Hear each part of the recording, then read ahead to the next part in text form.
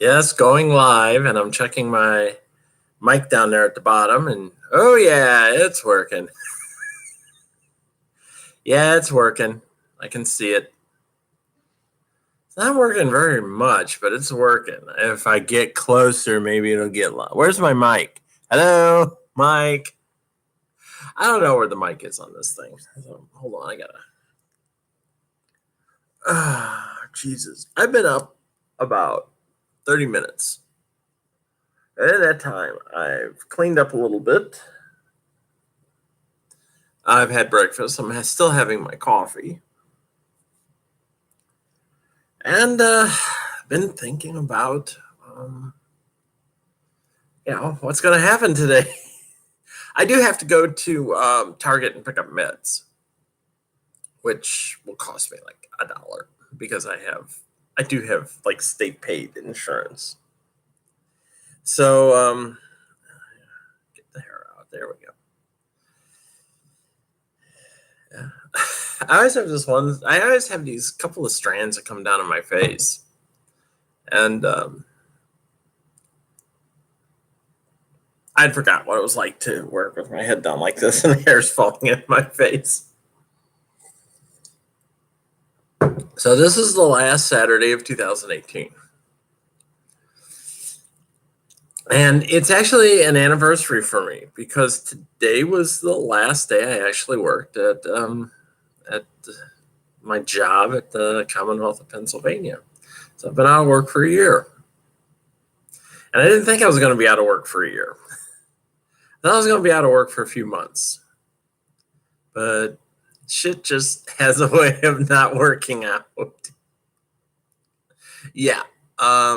Particularly since yesterday, I had to take my car back in for brake work. 2 months ago when we did the back brakes, the back caliper pistons were fine. And then all of a sudden, like 2 months later, they blew out. One just froze and it tore up my brakes. And it ended up costing me like $550, which I was like, I don't really have $550. So I'm probably down to like my last $700 of credit everywhere. It's tight.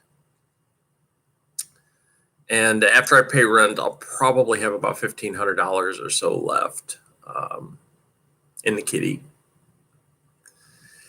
which should get me through to the end of January, I'm hoping,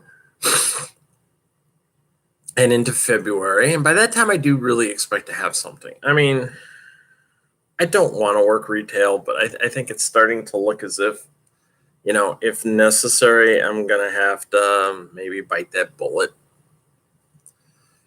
I don't know. We'll see.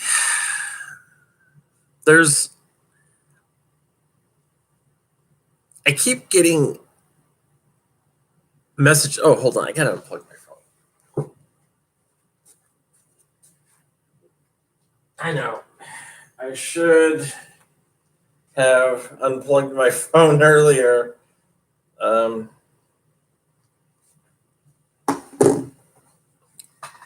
can I say? So I do expect. I mean, I'm applying for a lot of clerical work. I'll be an administrative assistant. I actually applied as a rape counselor the other night.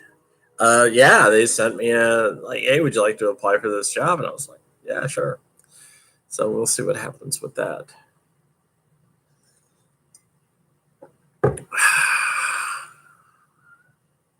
I mean, I can be raped.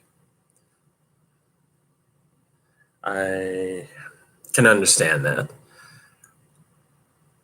And chances are good that, if a trans woman is raped, a lot of times she's either beaten almost to death or to death. So sometimes guys just like pass on the whole, sexual assault part and go straight to the death beating when it comes to trans women. What can I say? There's a reason every November I go off and I read those names. It can be a bit traumatic. So yeah, I do anticipate by the end of January I'll have a job. I do. I'm going to get one. It's going to happen. And if it doesn't, well, I'm really going to start worrying because things right now, they're not tight, but there's no income coming in and there's income going out, and that's always a concern.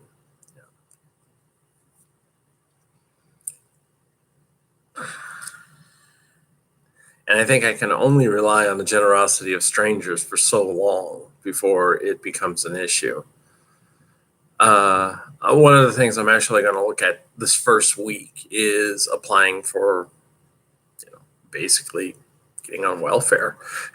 Really, I've been off work for over a year and I can't find employment. So, see what happens. I don't think I can file for disability because it's going to be like, wait a minute, you play roller derby. How can you be disabled? Well, it's like this. No, I can't. I don't have anything I can be disabled for. And there are plenty of people who have legitimate disabilities that should be able to get on disability and have to jump through like multiple hoops. I have one friend right now. She suffers from various ailments that literally make it impossible for her to do shit.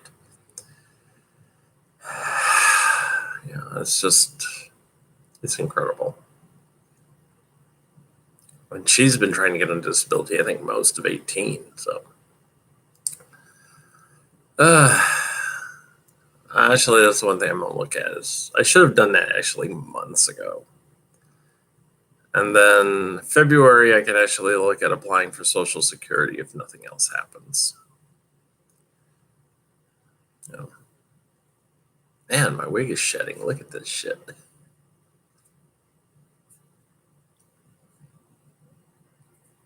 There.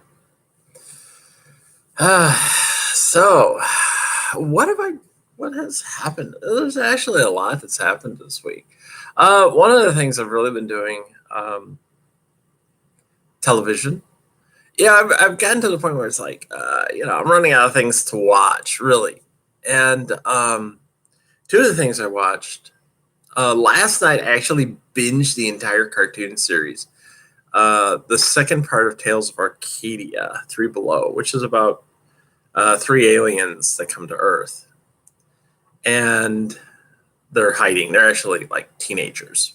2 of them are teenagers. And they're hiding. And one of them's voiced by Tatiana Maslany, who is Sarah and Cosima and Helena and Rachel. God, I can't think of her. I'm looking right at her. Allison, yeah. Because I got all the clones right here, And I'm looking right at her, and I was like, I can't remember Allison. And she kind of like her voice acting work, she kind of sounds like Helena. So there's that. And then Diego Luna voices her brother. And last time I said, boy, that name sounds real familiar. And I looked it up. And yeah, he played the drug lord Gallardo in the latest season of Narcos / Mexico, where he plays the guy who basically started the drug cartels in Mexico. First by developing and distributing sesamalian marijuana, which I can remember sesamalian. And that stuff was, that was choice. That was. I remember getting some sesamalian one time, and 4 of us got completely lit on about a half a joint. That's how good it was. We did. It was just like, holy shit, this stuff is potent. So it's actually pretty good. It's got that, weird DreamWorks animation. And sometimes the eyes can be a bit disconcerting. But overall, I liked it. And it's actually the second part of Tales of Arcadia. The first part is Troll Hunters, which has had 3 seasons. And now they actually did a little crossover, because in Troll Hunters, they crossed over and introduced the two characters that were in Three Below last night, and in Three Below they crossed over and brought in a few of the characters, or actually almost all the characters from Troll Hunters in a few episodes. So now we gotta go back and watch Troll Hunters and see what that's about. So it's animation. It is actually geared toward kids, but I liked it because just like that. Besides, blue glowing alien girls. Yeah, that's. And the voice acting on it, I mean, it's like, you got Tatiana, you got Lorraine Newman plays one of the teachers, and most of you won't remember Lorraine Newman, but she was one of the original Saturday Night Live actors.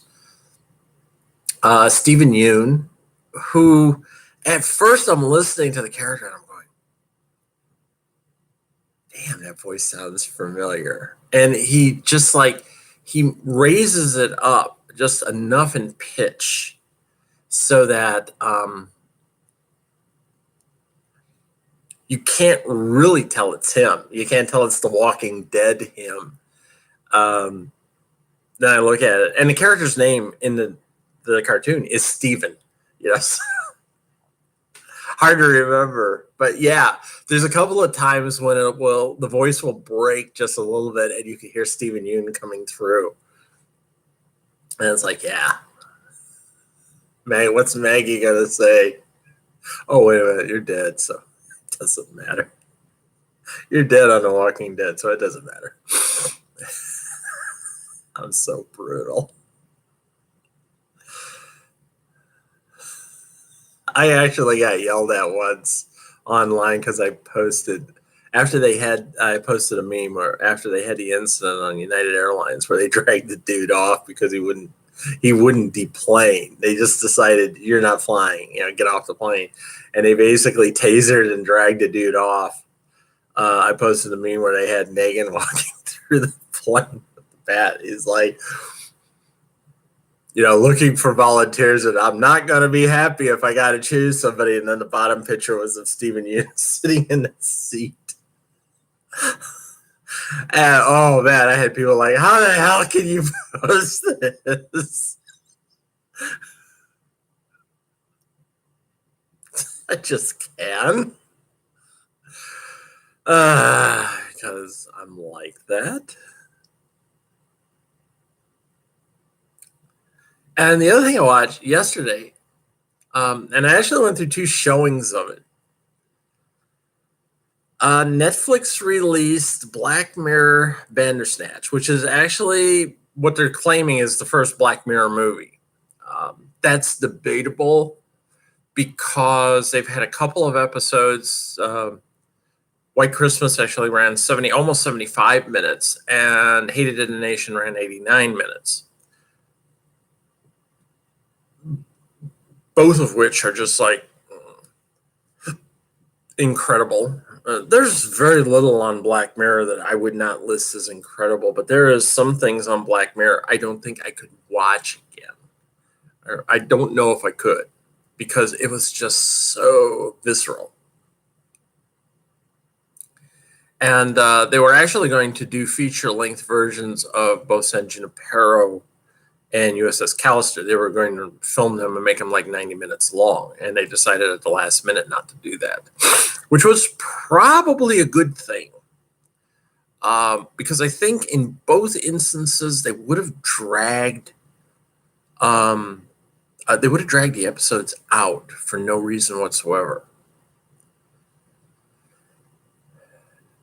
I got to give Charlie Rucker, who is the producer and creator of Black Mirror, a lot of props, because I don't know how much control is exercised, but the pacing on their episodes are excellent. When I reviewed Hated in the Nation, when I recapped it, I said, this is how you do a 90-minute episode. I mean, it's 90 minutes long.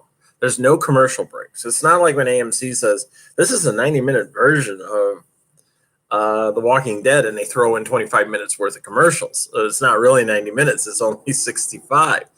And their pacing is so fucked because It is. Rachel and I still once in a while will talk about how bad The Last Day on Earth, which was the end of season. God, what was that? Was it the end of season 6? Yeah, it was the end of season 6 when they brought out Negan. And the pacing on that episode and the stupidity, it was just like, we just were going, oh my God, this is so dumb. Why are they doing this shit? But anyway, Bandersnatch, if you haven't done it, and if you haven't heard about it, I'm sure there's some of you that haven't. It's an interactive movie. You will actually have choices come up on the bottom of the screen that you can click on. And it's like a choose your own adventure movie, which that's what the story revolves around. It's a computer gamer who's trying to make a choose your adventure game based off of a book that was a choose your own adventure game. And this being Black Mirror, you know, it isn't going to end well. It really isn't. Although I actually, in 2 different viewings, I've actually found like 7 of the endings. There's a whole shitload of endings. I guess it's finite. I don't know how many endings there are. No one's really said. I know one person said they actually found 8. I've found, I think, 7. And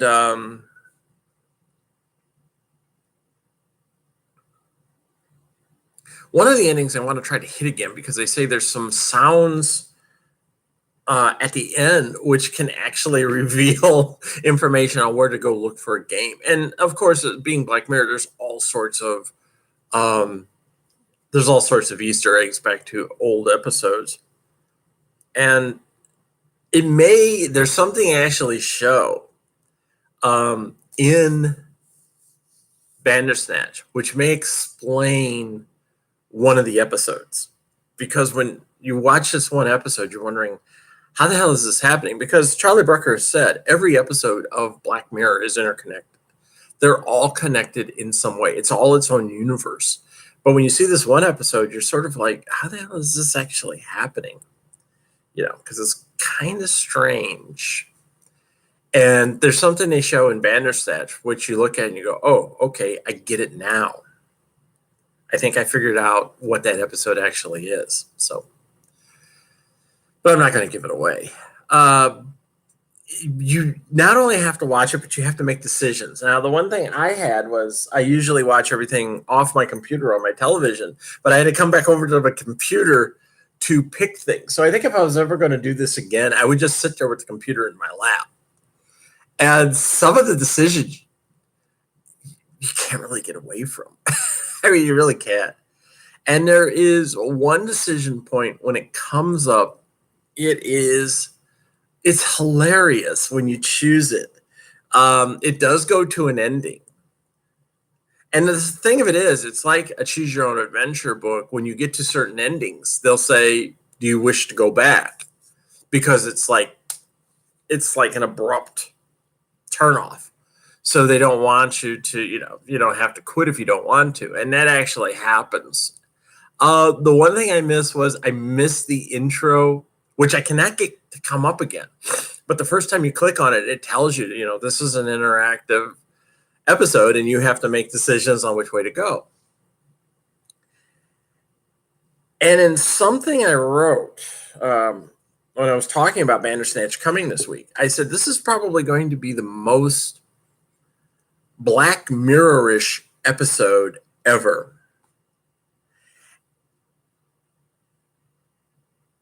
And when you start out, you're kind of like, well, yeah, I'm just making decisions on this TV. Yeah, I'm making decisions on where I want the movie to go. And it's all done seamlessly. It really is. But at some point, you start going, am I really making decisions on a movie? Or is it possible I'm truly fucking with some mentally deranged guy in 1984.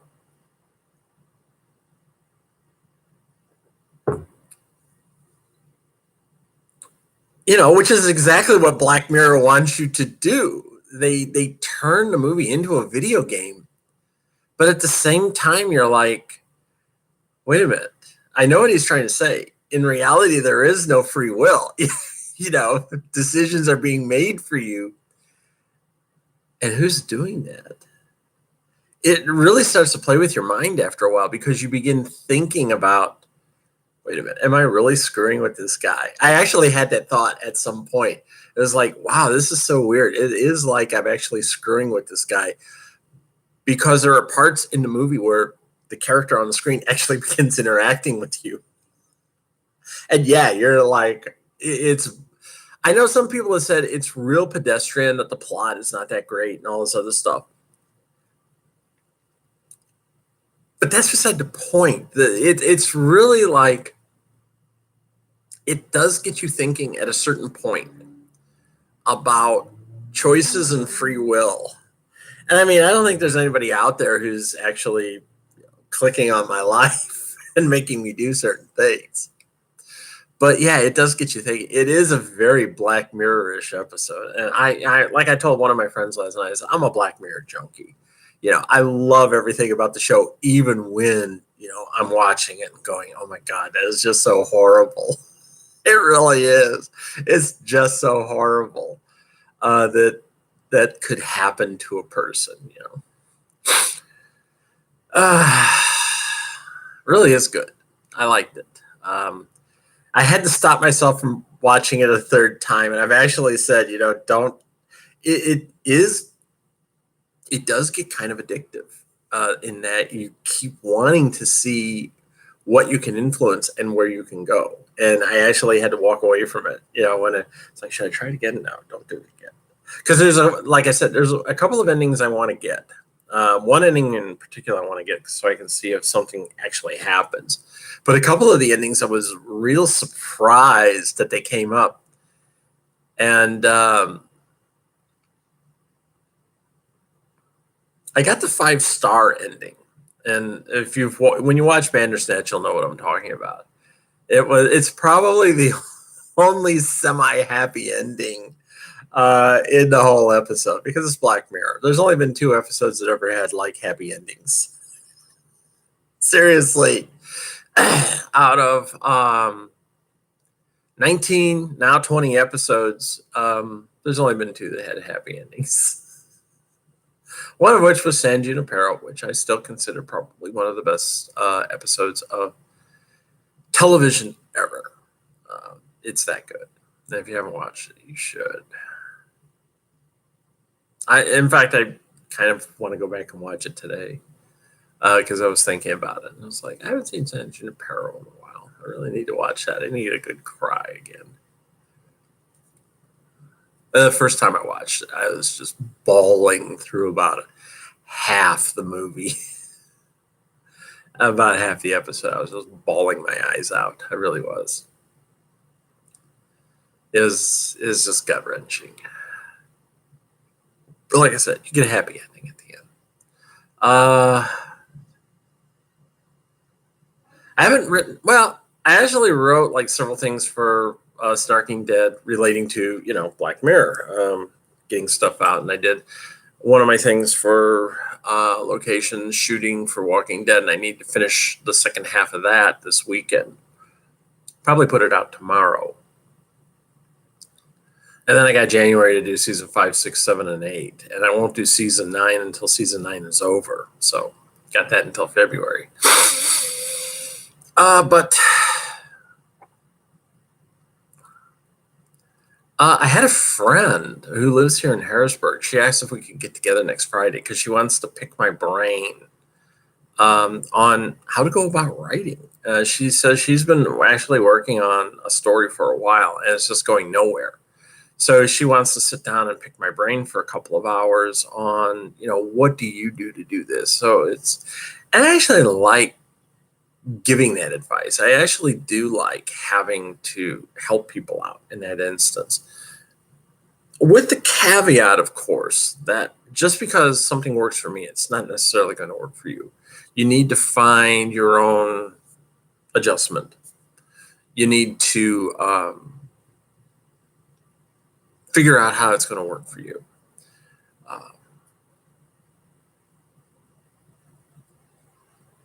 And I think that's important. A lot of writers will tell you what works for them. They don't necessarily tell you what works for you. The one thing they will say is you need to write every day. That was a piece of advice I took rather early on, is that you should write every day because writing is a job. So, I'm going to meet her at 10 o'clock and I'm going to set 2 hours aside because I may have to go to Lancaster to do a First Friday event for Dutchland later that afternoon. Yeah, derby stuff starting already. And yeah, I'll let her pick my brain. I'll give her some advice. I'll help her out. She has kind of related that she's been suffering from depression as well. And I know how that affects you. Trust me. And I know how that affects your writing. That's basically one of the reasons why I haven't written anything for about 6 months is, my depression just gets in the way. And I'm getting back to the point of writing slowly. There are times when I got to kind of say, I need to put this out today. So I set my ass down at the computer and begin working on it. So I'll get there. I'll get back. It's going to come back. Fucking with my hair. Hair strands all over the place. I'm having a bad hair day. And this is the layered look. It's real weird, yeah.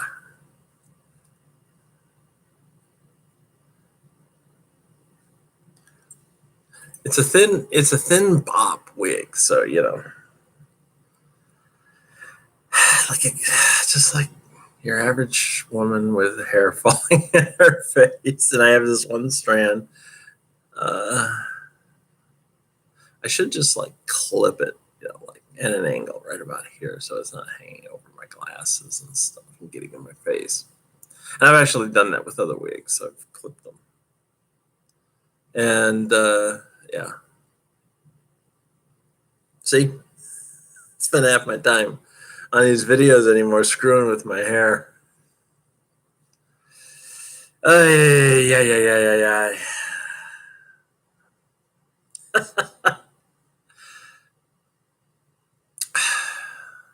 So, Derby. Tier 2 assessments began this week. And so far, I'm doing good. Up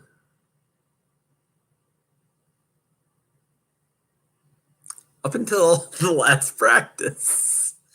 Yeah, a lot of the stuff, it was just solid 3s, 3.5s, all the way down the line. Wasn't getting A4s, but wasn't getting A2s. So it was all 3, 3.5s. And I'm happy with that, But the last practice, we got into hitting. And boy, I screwed up on a couple of hits. I actually fell trying to get the hits off. And so on a couple of the hits, I had 2s and 2.5. And one of them was for pop-ups, which nobody likes doing. But I felt kind of bad that I had 2 and 2.5 on pop-ups. And then I had a 2 on a hip check coming in from the right side, coming in from the outside. And I had a 2 on a body block coming in from the outside. A 2.5, actually, not a 2. I had a 2.5. And my coach said what's happening is when I'm coming in from the outside, which means I'm hitting on my left side. So I'm hitting another person on their right. So I'm coming in from their right. And as I'm going in for the hit, I'm lifting my right leg and letting it drag backwards. And I'm catching the toe stop. And it's causing me to fall. And I know what's causing that. My left side is really my weak side in terms of getting my body over and getting it into position. And I don't know if it's just a mental thing or what, but I'm trying to throw my body into the person for a hip check because I really can't get that hip swing out like I want to. And I'm pushing off with my right leg and letting my right leg drag, and it's causing me to fall. And even practicing, and it's because some of the girls, some of the smaller girls, smaller women like to widen their stance out a bit. I'm having trouble getting in on them and hitting them properly because I can't swing my body out like that. I can't get it over their leg. Their stance is wide enough that I just don't have that ability to get it over their leg. Now, in reality, in a bout, I would just do a leg takeover and push them off the track if that were the case. If they went that wide, I wouldn't hit them down. I would just push their ass off the track. But we have to test on these things. And when they're like that, I've got this thing going on in my head. And I explained it to my coach at the last practice, why I think I'm like that. Back when I was with Hard, we were doing the same thing. We were doing hip checks. And just to show you, I'm going to show you a hip check. And so you can see my hips. And we have to get down like this, and you're basically going like that. You're basically throwing your hip into them like that.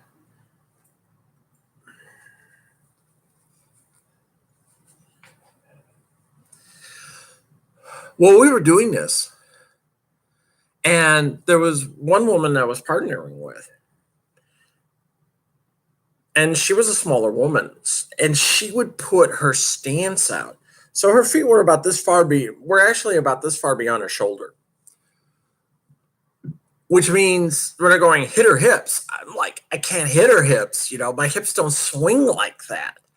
And if you come in from behind their leg and hit them, then they're telling you can't do that because it's almost a back block. It's like, yeah, but I'm knocking her down. It's the only way I can get in on her stance. So they kept making me do it with this one woman. And the first time I went in to hit, we locked skates. Your skates get right up against one another and they lock, and I went down. And the second time we did it, I got the same thing. I came up against her, and when I went to hit her, our skates locked, and we went down. And that's one thing nobody likes. I mean, you have to kind of get used to the fact that you have to skate so close to everybody, especially in packs. And you're trying to do everything you can to keep from locking skates, which does happen. I mean, I've had people lock skates with me in a pack, and I've went down. I've caused other people to go down. I've locked skates, and both of us were like, woo, almost went down. And they kept saying, my one coach, she said, what's the problem? I said, I'm trying to get in to hit her hips like you want me to, and I can't hit because the parts of her body I've got to hit are further out than I can move my hips. I just don't have that range of motion. So I said, do it again. And so the third time we went up, and I did the same thing. I came in right where they wanted me to come in, and we locked skates, except this time she went down because I kind of came into her like this. I was trying to swing my hips into her, and we locked skates. So she went down. And when she went down, she face planted, more or less. She actually had her head turned slightly to the side. So the side of her helmet hit the ground. The problem was I saw her head actually bounce. She hit the ground and her head was starting to come up again, and I fell on top of her. I mean, I literally fell right on top of her head. I impacted her right here on my stomach and just drove her head right back down into the track. And when I got off of her, I was yelling for the coaches to come over. I said, she's hurt. She's hurt. And she was just kind of moaning because I fell on her head. Yeah, at that time, I probably weighed 245, 250. You did not want me falling on your head. She got such a bad concussion out of it. I don't think she's ever come back to Derby. I know there were people who knew her, like said months later, she was still complaining about the fact that she would get dizziness and stuff every so often. And it was from me falling on her, And I told this to my coach, and my coach said, "Yeah, I understand where you're coming from." She says, "It does happen." She says, "But you got to realize that shit is not your fault." You know, um, it happens. People get hurt playing Derby. People could block me and break my ankle. And it's not their fault. It's just that could happen. And she said, "We have Sunday to bring everything out." And my coach even told me, she goes, "You're okay." And I said, "The twos are unacceptable. I'm sorry." She says, "I understand where you're coming from." She goes, "You've got tier 2. Don't worry about it." But she goes, "Personally, I get where you're coming from. You don't want to move on to tier 3 with twos on your report." I said, "No, it's unacceptable. I can't have twos." I said, "I'm not really concerned about the twos on the pop-ups," because I said, "I'm probably never going to do a fucking pop-up." And I even told some of the people the other night, I said, in all the bouts that I've seen, I think I've seen like 2 pop-ups. In all the bouts that I've watched in the last year, I think I've seen like 2 pop-ups. It's just not something that gets done. I said I could handle having a 2 and 2.5 in the pop-up. And I said I'll try to bring those up. I'll try to bring it up to at least if I can get a 3 in both of them, I'll be happy. But I said, yeah, just I can hit better than that, and it's just getting a 2 and a 2.5 is just unacceptable. I mean, it's just like it's driving me crazy.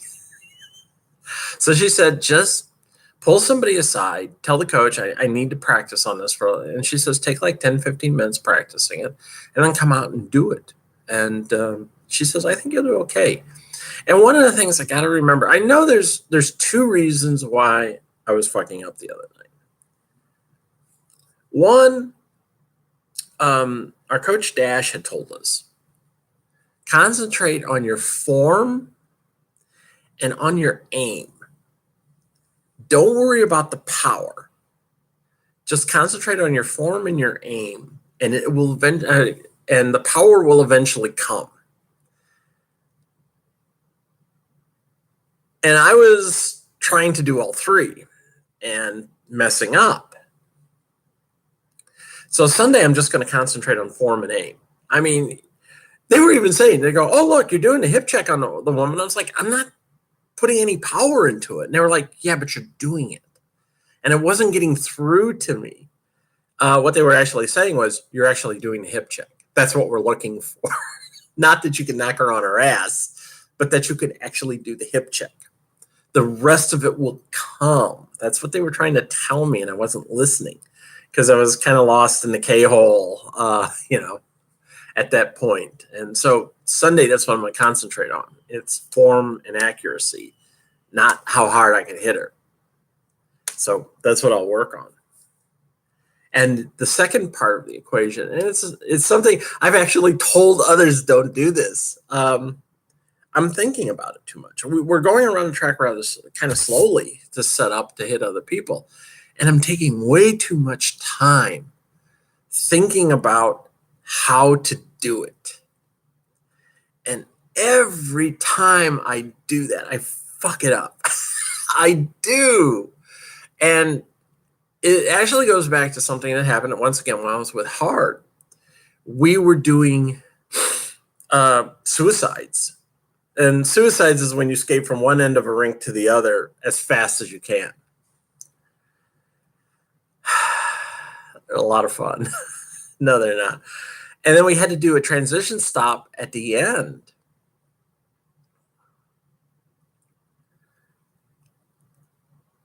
And I started, when I got to the end, the wall's coming up fast, and I start thinking about doing the transition stop.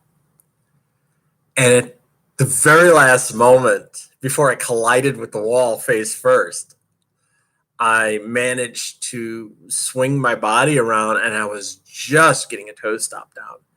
as I slammed into the wall with my back and went down. I mean, that hurt. That hurt a lot.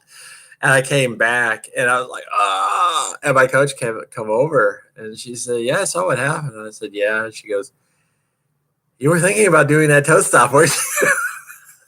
And I said, yeah, I was thinking about it. And she says, next time, don't think, just do it. She says, the moment you start thinking about what you're doing, you fuck it up. You always do. And she said, that's not just you, that's everyone. And you can see it. I've seen it on some of my other teammates, even on Dutchland. I'll see them doing something and I'll go over and say, you're thinking about doing that, aren't you? And she goes, yeah, I'm like running it through my head. I was like, don't do that. Just fucking do it. And I always relate that story, every time I think about shit, I end up messing it up. Well, that's what happened last practice. I'm like lining up and I'm like, okay, there's their hip. I'm like coming, and I'm sitting there running this shit through my head. And later when I'm driving home, I'm like, that's why you fucked up your hitting. You're sitting there thinking about it.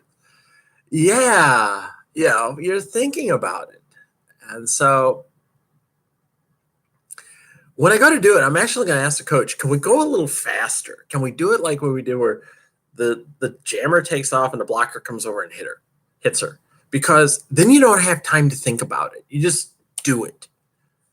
And that's always when I tend to do the best, is just like, boom, instinct, boom, muscle memory. Just get in there and do it. And I'll ask her if we can do that. Say, can I do it that way? Can I just run up and hit somebody? And, I'm hoping she says yes. And it's like, boom, throwing it aside, And I said, I need to work on my outside. So work on the outside and come in and take it. And I'll work on the pop-ups. But I said that's really all I need to work on. So I can get those up to threes. I did get 1-4 from taking hits. I'm really good at taking hits. I don't move much.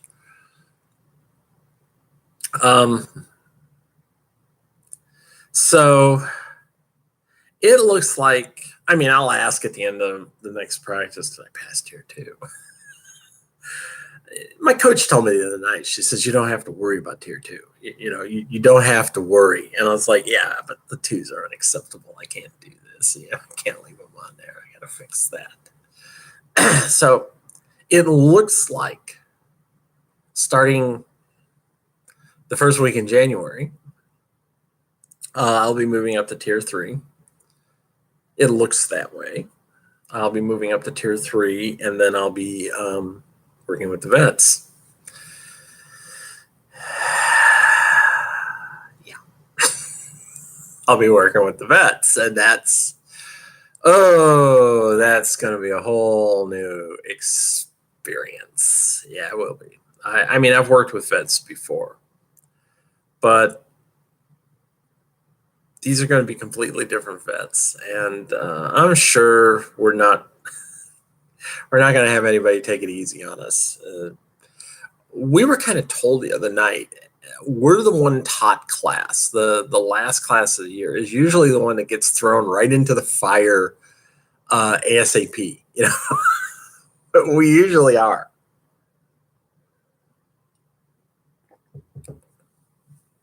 Like really at the end of January, the beginning of February, we'll be at a point where we're cleared to actually try to get on a team, which means it's only been like 5 months since we started the program that we're actually on a team. Where she says like the class that starts in January, it's probably going to be like August, July or August before they're cleared to be, to try out for a team. But with us, it'll be like by the end of January, beginning of February, you could be cleared for playing. And by the end of January, that's only 3 months, 3.5 months, almost 4 months. So that's really my goal. I've already stated that. My goal is to actually be all the way out of tier 3, graduate, be eligible to get on a team and even try out for a team.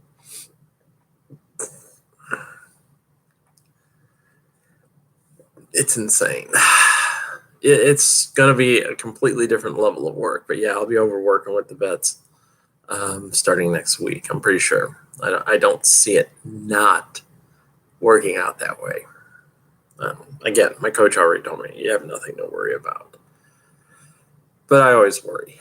It's just like, I got to bring this up. That's shit. I'm just not happy. And that's just me. Because I know I can do better.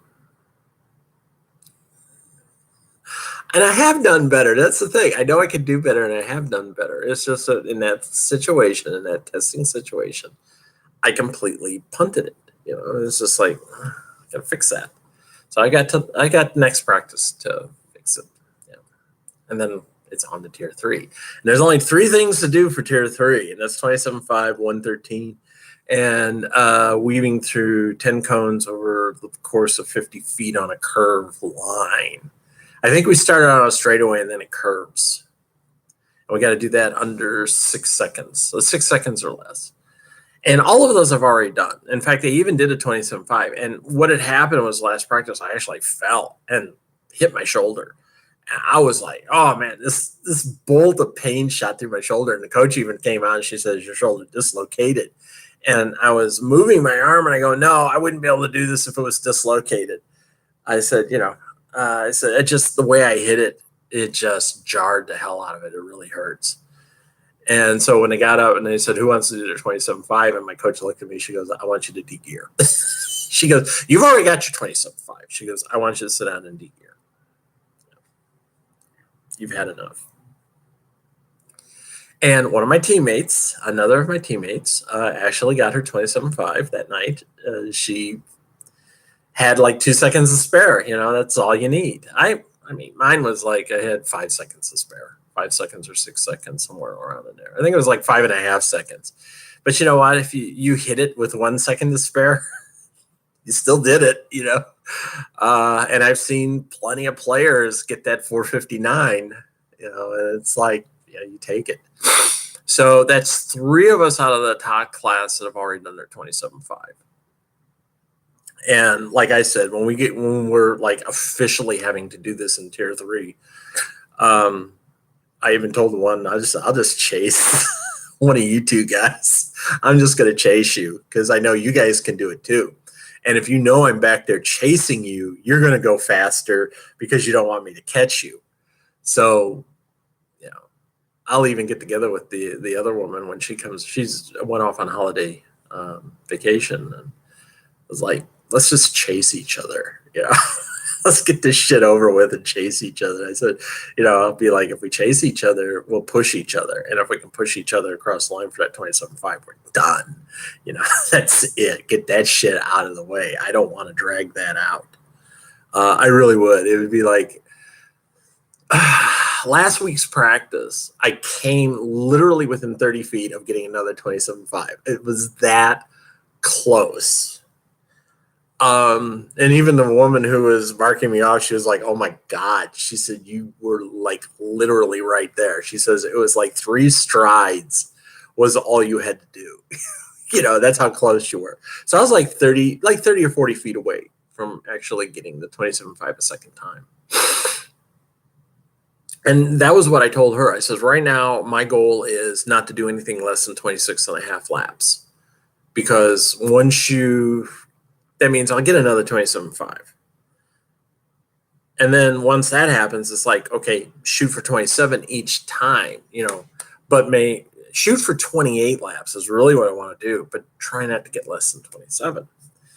So it'll eventually get there. And that's one of the things that this structured program that I've been in, has really helped me with is my confidence. I'll be honest, if I were still at Hard, I probably wouldn't have this kind of confidence that I could do a 27.5. Now I'm kind of like, yeah, I could do a 27.5. If I get out there, I can do it, or I can come close to it. But it's possible. And I haven't actually been doing it, so I'm off of my cardio a little bit here. But I need to get back out there and start doing them again. And as I said, I really want to knock that off as soon as possible when I hit tier 3.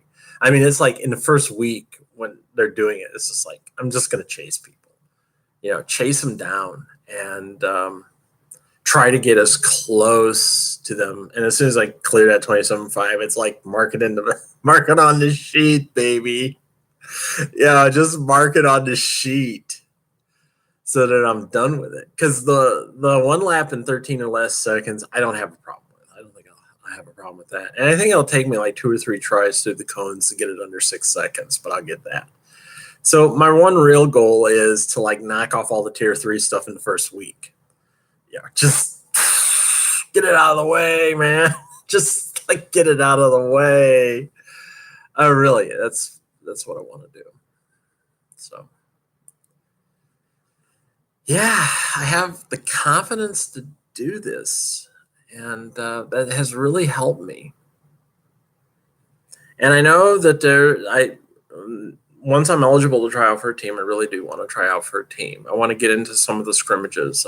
They said we have 2 official scrimmages a month, which is where they really kind of figure out whether or not you know what you're doing.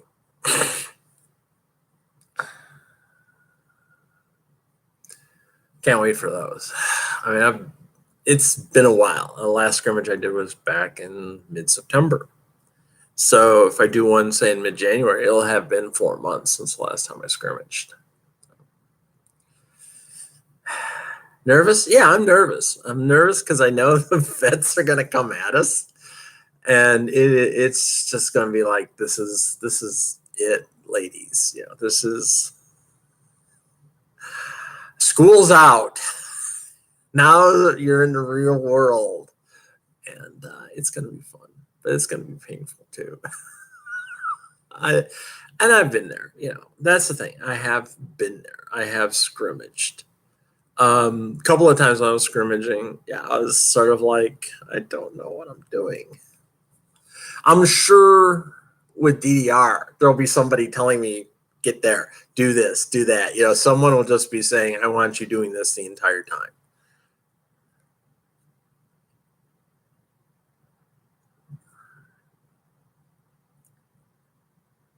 So it's going to be fun. Like I said, next week. One more practice to clear tier 2. And then once I get the okay, then it's on to tier 3. And I want to get tier 3 out of the way. I want to get certified. I want to get cleared to play. That's my goal. Really, really cleared to play.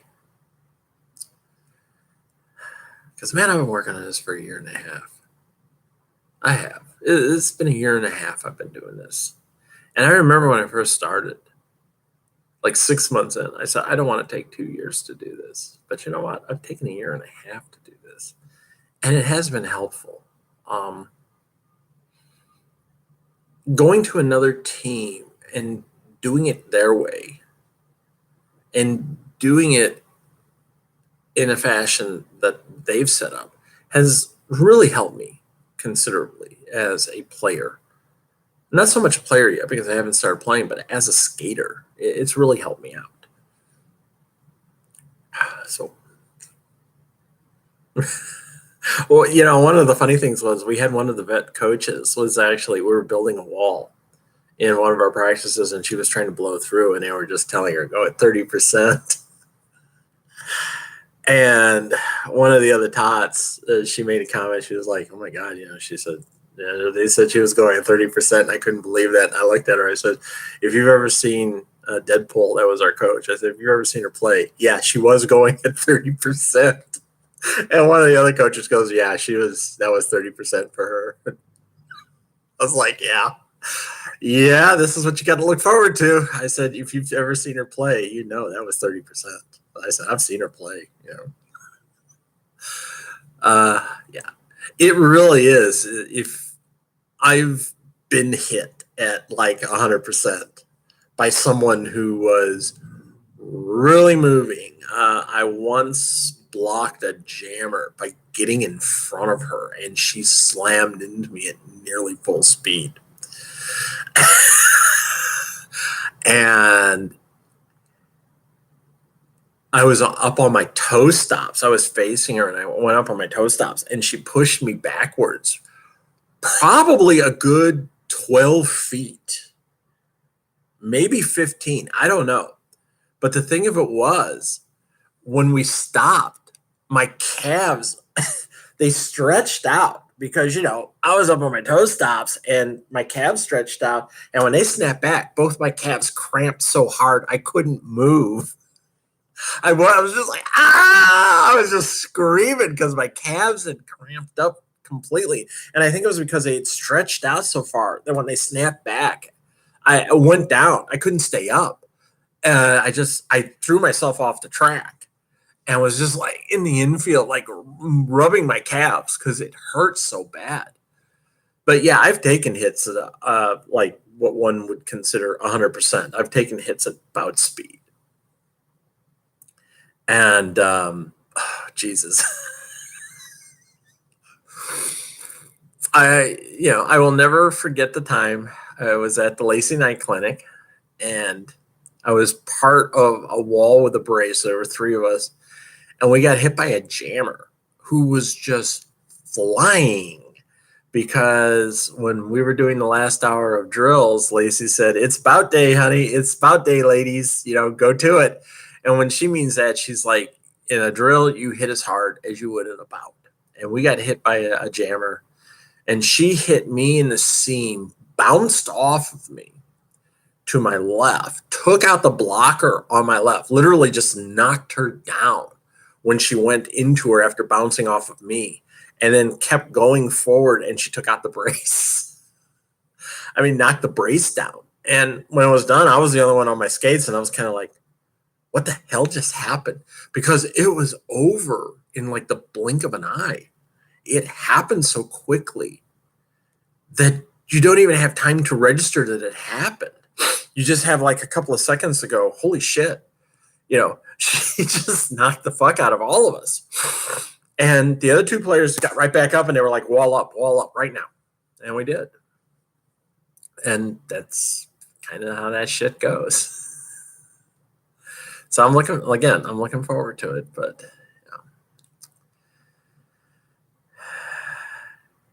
it's not going to be like graduating from high school and moving to college. It's going to be like getting out of grade school and going for your master's right away. Yeah, it is. It's going to be a quantum leap. It's going to be real interesting, and I'm not even saying that I'm prepared for it. I mean, I've done it. But that doesn't mean in any sense of the word, come the first practice I have with the vets, I'm going to be able to keep up with them. I seriously will be like, I don't think, I'm probably not going to keep up with the vets. It's going to take me some time to get to the point where I can get up to their speed. Yeah. Okay, I've rambled on enough, and I got to go pick up some meds. Yeah, my spironolactons come in. I'm going to pick that up, pick up a few things for lunch. I got invited to a bar crawl. I don't know if I want to go, but I did get invited to a bar crawl. Starts about 3 p.m. I may go because something happened over Christmas. I didn't talk about it. Maybe talk about it next week because it's still kind of a touchy point with me right now, and I don't think I want to go into any detail on it. So perhaps talk next week about it. We'll see. All right. You take care. I hope your New Year's goes well. I hope 2018 was good for you, and if it wasn't, screw it. 2019 is right around the corner, and let's all hope that we all have a better year in 2019, because I'll tell you right now, I know there's a lot of you who actually watch this. Your 2019 was pretty shitty too. So we could all use a better year. And let's hope that 2019 is that year when things get better. I know. I certainly hope it is for me. So take care. Bye.